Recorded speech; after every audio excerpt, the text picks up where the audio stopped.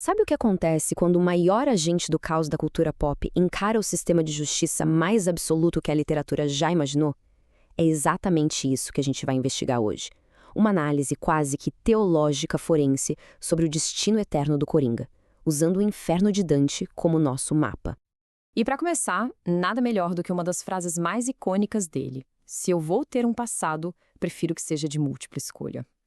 Isso aqui resume perfeitamente a essência do Coringa, né? Uma identidade que ele mesmo constrói, uma história que a gente nunca pode confiar. Só que tem um porém. No sistema do Dante não existe múltipla escolha. A verdade da alma de uma pessoa é exposta e pronto. Então, a pergunta que vai guiar a nossa descida é essa: qual é o único e verdadeiro veredito para a alma dele? Ok, para julgar o agente do caos, a gente precisa primeiro definir as regras do jogo. E as regras aqui não são nossas, são as da visão de mundo medieval e cristã do próprio Dante. É uma simulação, digamos assim. E essa nossa simulação se baseia em duas regras cruciais. Primeira, a gente parte do princípio da culpa. Ou seja, vamos assumir que o Coringa morreu em pecado, sem ter se arrependido no último segundo. E a segunda regra, que é bem importante, a cláusula da loucura. No universo de Dante, ser louco não é um passe livre. A loucura é vista como uma distorção da razão, e isso não tira a responsabilidade moral de ninguém. O inferno de Dante não é só um buraco de fogo. Ele é super organizado, quase um manual. Basicamente, os pecados se dividem em três categorias. Primeiro, a incontinência, que é a falta de controle sobre os impulsos. Depois, a violência, que é a agressão direta. E por último, a fraude, ou malícia, que é usar a inteligência, a razão, para enganar. E para Dante, esse último era o pior de todos. Então, vamos começar a nossa descida.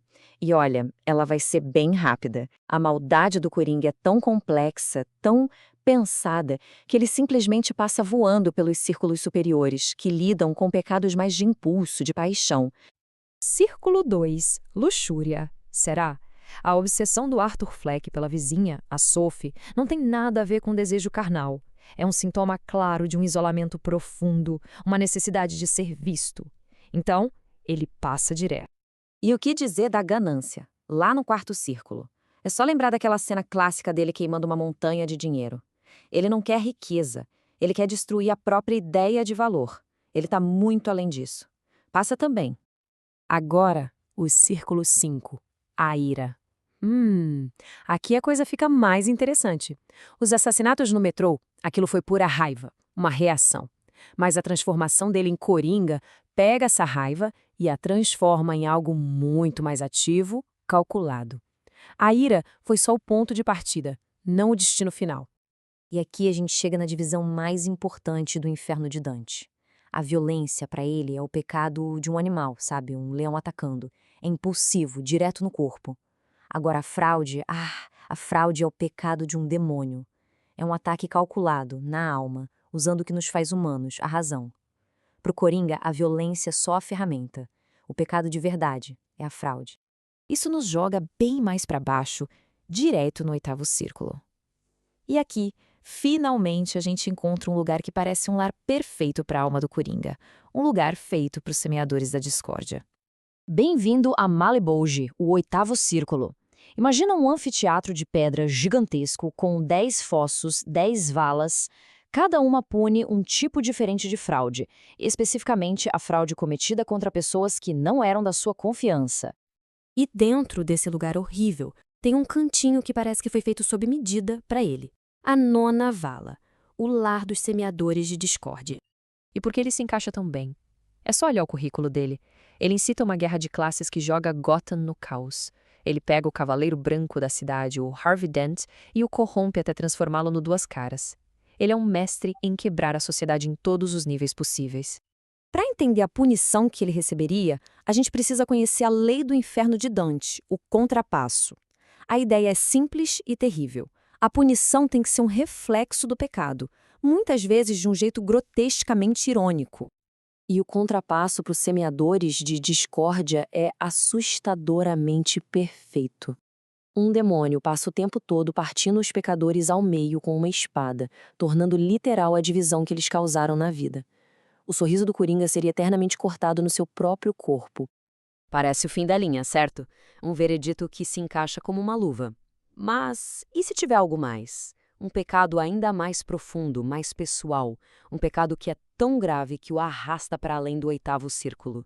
A gente ainda não chegou no fundo do poço. A transgressão suprema. O assassinato frio, calculado, da própria mãe, Penny Fleck. Para Dante, a traição do laço mais sagrado que existe, o da família, é um pecado de uma categoria completamente diferente. É o pior tipo de fraude. E é esse pecado, essa traição, que o condena ao nível final, ao 9º e último círculo do inferno. O seu pecado supremo, então, é a traição. E o seu destino não é o fogo, mas o coração congelado do inferno. E agora, o veredito final. A punição eterna do Coringa. Chegamos ao fundo do abismo. Este lugar se chama Cocyto, o 9º círculo, o ponto mais baixo de todo o universo.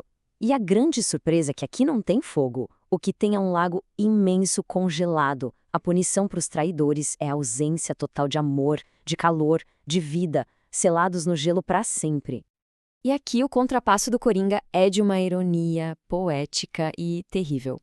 Primeiro, ele fica paralisado. O artista do caos que vivia em movimento agora está congelado, imóvel no gelo. Segundo, silenciado. Aquela risada icônica, congelada. Qualquer tentativa de sorrir faria seu próprio rosto se estilhaçar. E por fim, cegado. Suas lágrimas de dor congelam assim que saem, selando seus olhos com cristais da sua própria agonia. E isso nos leva à ironia final, que resume tudo. O homem que só queria ver o mundo queimar termina na única parte do inferno onde o fogo não pode existir, preservado para sempre como um monumento frio e silencioso à sua própria maldade. Uma justiça poética, congelante e absolutamente final.